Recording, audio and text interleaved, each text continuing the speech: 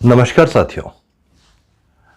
साथियों, आपको यह टाइटल पढ़ के बहुत अजीब लगा होगा कि कृष्ण ने पुरुष होकर भी मोहिनी का रूप क्यों अपनाया और फिर स्त्री रूप में किसी पुरुष से विवाह भी किया। आपको और भी आश्चर्य होगा जब आप यह जानेंगे कि जिस पुरुष से कृष्ण ने विवाह किया वह कोई और नहीं, अर्जुन का पुत्र था। जी हां, यह सत्य है कि कृष्ण ने मोहिनी का स्त्री रूप अपनाकर अर्जुन के पुत्र इरावन की मृत्यु पर एक विधवा स्त्री की तरह फूट फूट कर विलाप भी किया था। तो चलिए अर्जुन पुत्र इरावन और इस विवाह के बारे में आपको विस्तार से बताते हैं। बात उस समय की है जब पांडव द्रौपदी सहित इंद्रप्रस्थ में निवास करते थे तथा द्रौपदी के साथ उनके रहने की अवधि अलग अलग समय काल के अनुसार निश्चित की हुई थी।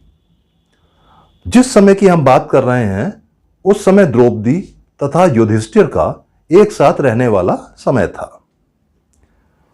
उस समय कुछ ऋषि अर्जुन के पास सहायता मांगने के लिए आए क्योंकि उनकी गायों को कुछ असुर जबरदस्ती ले जा रहे थे।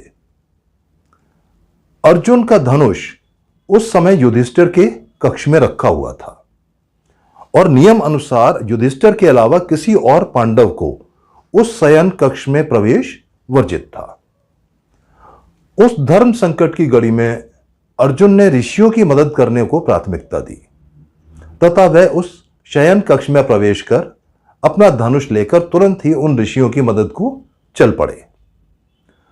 तब अर्जुन ने असुरों को परास्त कर ऋषियों की गायों को ऋषियों के हवाले किया, किंतु युधिष्ठिर के शयन कक्ष में प्रवेश करने के कारण जो उन्होंने नियम भंग किया था उसका अपने को दोषी मानते हुए उन्होंने अपने आप स्वयं के लिए 12 वर्ष के लिए इंद्रप्रस्थ से निर्वाचन का दंड निर्धारित किया। वह अन्य पांडवों को इस बारे में सूचित करने के बाद इंद्रप्रस्थ से देशाटन के लिए निकल गए। एक स्थान से दूसरे स्थान की यात्रा करते हुए अर्जुन भारत के उत्तर पूर्व क्षेत्र में पहुंचते हैं तथा कुछ समय के लिए वहीं गंगा तट पर रहने का फैसला करते हैं, जहां पर ऐरावत वंश के कौरव्य नामक नाग की कन्या उलूपी उनको देखकर उन पर मोहित हो जाती है। एक दिन जब अर्जुन गंगा नदी में स्नान कर रहे होते हैं तब वह नाग कन्या उलूपी उनको खींचकर अपने नागलोक में ले जाती है तथा अर्जुन से विवाह की इच्छा जाहिर करती है। दरअसल उलूपी के मनोनीत नागपति को एक गरुड़ ने मार डाला था तथा इसी कारण वह अत्यंत दीन व दयनीय स्थिति में रहती थी। लेकिन अर्जुन को देखकर उसमें पुनः ऊर्जा का संचार होने लगा।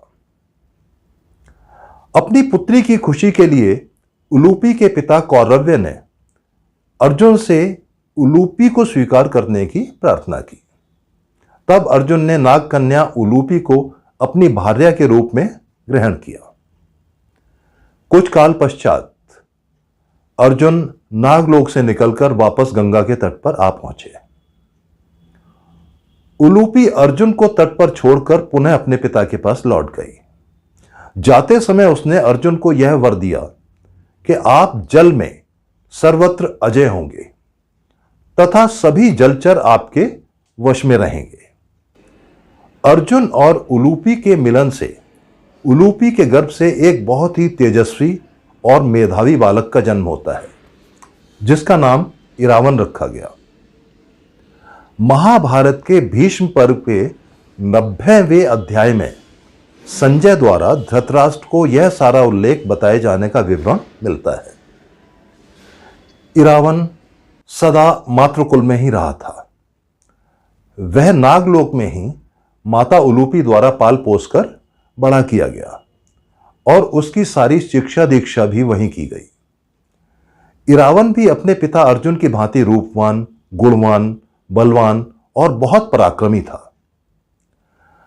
महाभारत के युद्ध में इरावन पहले दिन से ही पांडवों की ओर से भयंकर युद्ध कर रहा था। उसने कौरव पक्ष के अनेक महारथियों को परास्त किया था। कुरुक्षेत्र युद्ध के 7 दिन बीत जाने के बाद भी जब कोई पक्ष जीतता हुआ नजर नहीं आ रहा था, तब भगवान श्री कृष्ण ने निर्णय लिया कि जीतने के लिए युद्ध की देवी काली का अनुष्ठान किया जाए।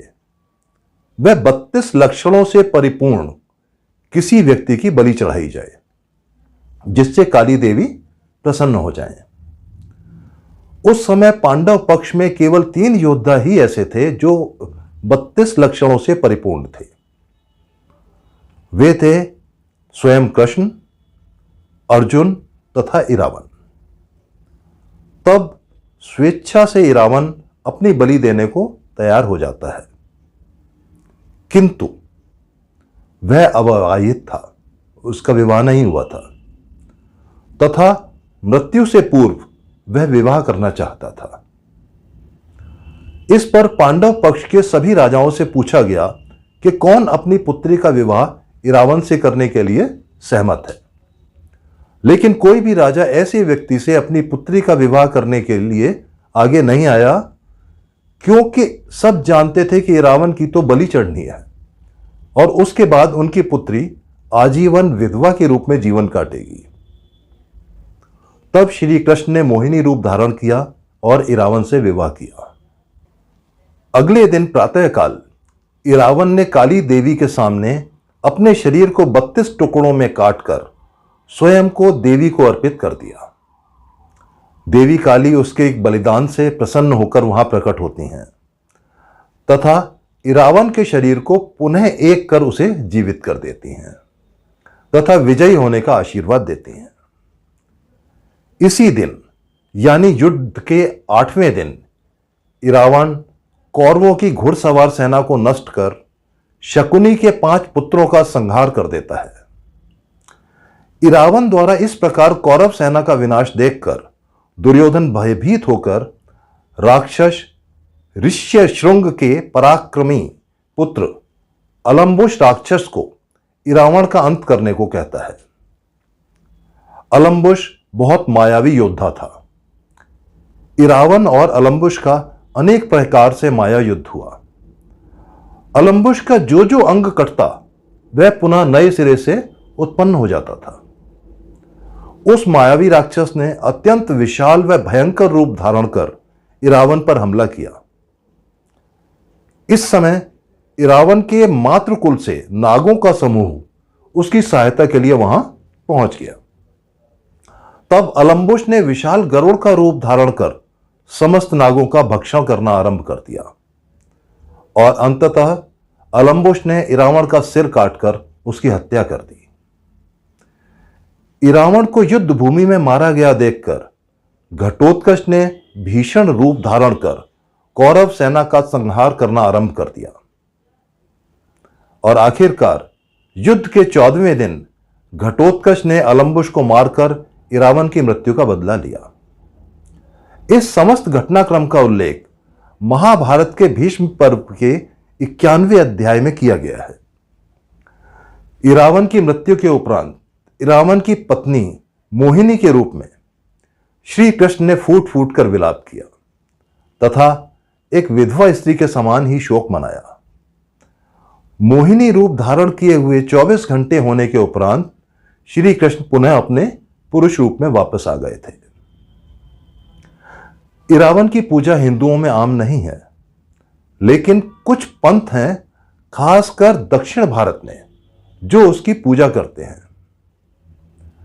कहा जाता है कि भारत में हिंदू धर्म मानने वाले किन्नर इरावन को पूजते हैं। पौराणिक किंवदंतियों के अनुसार एक दिन के लिए इरावन की मूर्ति को साक्षात इरावन मानते हुए किन्नर उससे विवाह करते हैं और फिर उससे अगले दिन वो सफेद साड़ी पहनते हैं और अपने पति इरावन की मृत्यु का शोक मनाते हैं। तमिलनाडु के कुवगम नामक गांव में दुनिया भर से किन्नर चैत्र के महीने में यह महोत्सव मनाने के लिए इकट्ठा होते हैं, जो यहां श्री कुंटडावर मंदिर में होता है। यह मंदिर इरावन को समर्पित है। यह महोत्सव 18 दिन चलता है। पहले 16 दिन नृत्य, गायन और सौंदर्य प्रतियोगिता होती हैं। 17वें दिन किन्नर दुल्हन की तरह सजते हैं और इरावन से शादी करते हैं। पूरी रात भव्य जश्न मनाया जाता है। फिर अगली सुबह यानी 18वें दिन किन्नर सफेद साड़ी पहनकर अपने पति इरावन की मृत्यु का शोक मनाते हैं। क्योंकि भगवान श्री कृष्ण ने इरावन से शादी करने के लिए एक रात के लिए अपने को पुरुष होते हुए भी स्त्री के रूप में परिवर्तित कर लिया था, इसलिए किन्नर खुद को उनसे जोड़ते हुए इरावन की पूजा करते हैं।